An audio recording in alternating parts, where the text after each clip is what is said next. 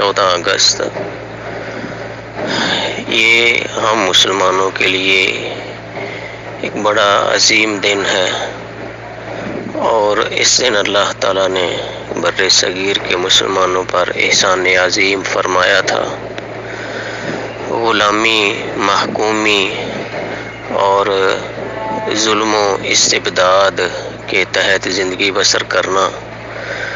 اور پھر ہر طرح کی پریشانی کا سامنا کرنا، اور پھر لاکھوں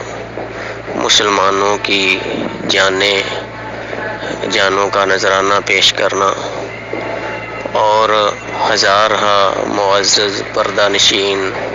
بہنوں کی جو عزتیں برباد ہوئیں اس موقع پر، اور پھر جو دشمن نے اس موقع پر عیدیں منائی ہیں، وہ ہمارے لیے ایک انتہائی لمحہ فکریہ بھی ہے اور اللہ تعالیٰ کا عظیم دن بھی ہے۔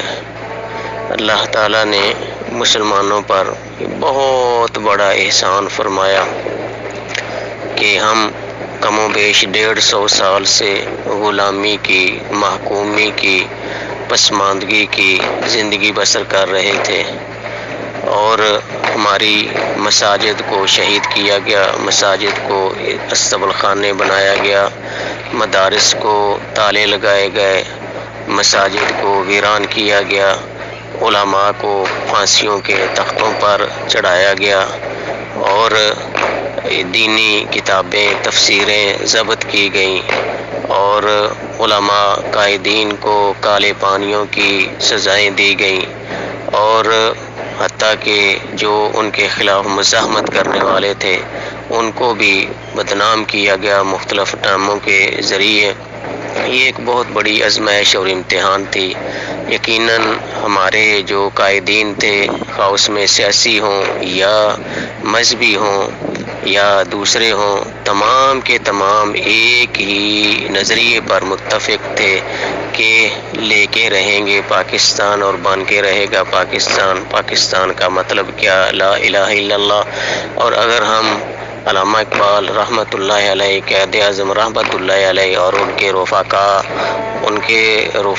جو ان کے ساتھ تھے، ان کی تقریروں کا، ان کی تحریروں کا جائزہ لیں تو ان سب میں ایک قدر مشترک ہمیں یہ دکھائی دیتی ہے کہ ہم انشاءاللہ یہ خطہ اس لیے حاصل کرنا چاہتے ہیں کہ یہاں پر ہم رہ کر اللہ کے دیے گئے نظام زندگی کے مطابق زندگی بسر کر سکیں۔ لہٰذا یہ وہ عظیم مقصد تھا کہ ہم اسلام کے مطابق اپنی زندگی کو ڈھال سکیں، اپنا ماحول اسلامی بنا سکیں، ہمیں نماز پڑھنے کی اور اسلامی احکام پر عمل کرنے کی مکمل آزادی ہو۔ اس لیے ہم نے اس آزادی کی قیمت چکائی ہے۔ آزادی ایک عظیم نعمت ہے، اور جب یہ چھن جاتی ہے تو پھر آدمی پریشان بھی ہوتا ہے، آدمی پہ تنگی بھی آتی ہے، آدمی پہ بیماریاں بھی آتی ہیں، آدمی پہ صدمے بھی آتے ہیں جب یہ آزادی چھن جائے تو۔ لہٰذا اللہ تعالیٰ نے ہمیں یہ نعمت دی۔ اب اس نعمت کا شکر ہم نے کس طرح ادا کرنا ہے؟ وہ یہ ہے کہ جس مقصد کے لیے ہم نے یہ خطہ پاک سرزمین حاصل کیا تھا، اس مقصد کو ہم نے پورا کرنا ہے، جو اس وقت ہم نے یا ہمارے بڑوں نے، ہمارے جو آباء و اجداد ہیں، ہمارے جو قائدین تھے اس وقت، انہوں نے جو اللہ تعالیٰ کے ساتھ ایک وعدہ کیا تھا، اس وعدے کو پورا کرنے کی ضرورت ہے، اور اس ملک کے ساتھ وفاداری کرنے کی ضرورت ہے۔ اس ملک کی نظریاتی جو حدود ہیں، سرحدیں ہیں، ان کی حفاظت کرنے کی ضرورت ہے، اور دشمن مکمل طور پر پوری طرح دشمن تیار ہے، بلکہ اس نے ایسی چالیں چلی ہیں، ایسے اس نے جال بچھائے ہیں کہ جس کی وجہ سے پھر یہ ملک دوبارہ کہیں اللہ نہ کرے یہ تقسیم نہ ہو جائے، اس نے ایک نفرت کا بیج بویا ہے، بد امنی کا بیج بویا ہے، قتل و غارت کا بیج بویا ہے، بے انصافی کا بیج بویا ہے، تعلیمی جو سلیبس ہے، تعلیمی نظام وہ خلاف نظام اسلام ہے، اس کا بیج بویا ہے اس نے، مذہبی منافرت کا بیج بویا ہے اس نے، اور طبقاتی تقسیم کا اس نے بیج بویا ہے۔ یہ مختلف قسم کے جال اور چالیں ہیں شیطانی جو کہ دشمن بچھا چکا ہے ہمارے ملک میں۔ آج ان تمام چالوں کا ہمیں مقابلہ کرنے کی ضرورت ہے، اور ہم اسی وقت مقابلہ کر سکتے ہیں جب ہم نظریاتی طور پر مضبوط ہوں گے، اور ہمارا نظریہ جو ہے وہ قرآن کریم کے ساتھ اٹیچ ہے، نبی علیہ الصلوۃ والسلام کی سنت اور سیرت کے ساتھ اٹیچ ہے، نبی علیہ الصلوۃ والسلام کے ساتھ سچی وفاداری کے ساتھ اٹیچ ہے، اور اگر ہم اپنے اس وعدے کو پورا کریں گے تو اللہ تعالی ہمارے ساتھ کیے گئے وعدے کو پورا کرے گا۔ ان تنصروا اللہ ینصرکم، اے مسلمانوں اگر تم اللہ کی مدد کرو گے تو اللہ تمہاری مدد کرے گا۔ اللہ کی مدد کس طرح ہے؟ اللہ کمزور نہیں ہے، اللہ بے بس ہرگز نہیں ہے، نعوذ باللہ، بلکہ ہم کمزور ہیں۔ اللہ کو کسی کی طاقت کی ایک ذرہ پر بھی ایک لمحے کے لیے بھی پرواہ نہیں ہے، وہ جب چاہے جو چاہے جہاں چاہے وہ کر سکتا ہے، اس کے سامنے کوئی دم مارنے کی ہمت نہیں رکھتا۔ اللہ کی مدد، اللہ کے دین کی سربلندی کے لیے کام کرنا ہے، اللہ کے احکام پر پابند ہونا ہے، اللہ کی حدود کا تحفظ کرنا ہے، اللہ کی حرام کردہ چیزوں سے بچنا ہے، قطع رحمی سے بچنا ہے، قتل و قتال سے بچنا ہے، ناجائز اور ناحق مال کھانے سے بچنا ہے، حرام کھانے سے بچنا ہے، اسی طرح مسلمانوں کو تکلیف دینے سے اپنے آپ کو بچنا ہے، اپنے گھروں کو قرآن کریم کے ذریعے اسلامی تعلیم کے ذریعے آباد کرنا ہے، اپنے دلوں کی بنجر زمین کو آباد کرنا ہے، اور اسی طرح پھر جو ہمارا ایک مشن اس وقت طے کیا تھا ہمارے بڑوں نے، اس مشن کو ہم نے آگے لے کر چلنا ہے، وگرنہ اللہ نہ کرے آج ہم اگر اس آزادی کی قیمت پوچھنا چاہتے ہیں، اللہ کی قسم تو فلسطین والوں سے پوچھنی چاہیے، اس آزادی کی قیمت، اس آزادی کی قدر پوچھنا چاہتے ہیں تو اہل کشمیر سے پوچھنا چاہیے، اس آزادی کی قدر پوچھنا چاہتے ہیں ہم تو پھر جہاں یہ آگ لگی ہوئی ہے جنگ کی، ان لوگوں سے پوچھنا چاہیے کہ اس آزادی کی قدر کیا ہے۔ مسلمانوں کو رستہ بھول چکا ہے، اپنے دوبارہ راہ راست سیدھے راستے پہ مسلمانوں کو آنے کی ضرورت ہے، اور مسلمانوں کو نئے سرے سے اپنی زندگی کے اہداف طے کرنے کی ضرورت ہے، اور مسلمانوں کو نبی علیہ الصلوۃ والسلام کی سنت اور ان کی سیرت کو اپنا نصب العین بنانے کی ضرورت ہے۔ مسلمان کو اپنا کردار اور رویہ اپنے ساتھ، اپنے گھر والوں کے ساتھ، اپنے مسلمان بھائیوں کے ساتھ،